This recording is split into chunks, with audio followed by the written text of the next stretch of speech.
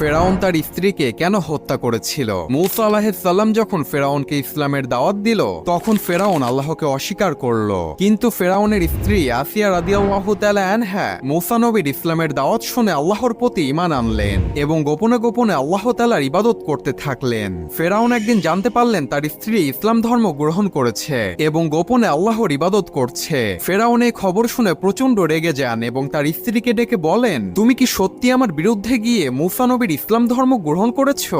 আসিয়া তখন সাহসের সাথে উত্তর দিয়ে বললেন, হ্যাঁ, আমি আল্লাহর উপর ঈমান এনেছি, যিনি সকল কিছুর সৃষ্টিকর্তা। ফেরাউন তখন রাগান্বিত হয়ে তার সৈন্যবাহিনীদেরকে ডেকে তার স্ত্রীর কঠিন শাস্তির ব্যবস্থা করতে বললেন এবং তার স্ত্রীকে নির্মমভাবে হত্যা করা হলো। মৃত্যুর পূর্বে আল্লাহ তাআলা আসিয়া রাদিয়াল্লাহু তাআলা আনহাকে জান্নাতের একটি দৃশ্য দেখালেন, যা দেখে তার মুখ উজ্জ্বল হয়ে গেল এবং সে খুশি মনে মৃত্যুবরণ করলেন। সুবহানাল্লাহ।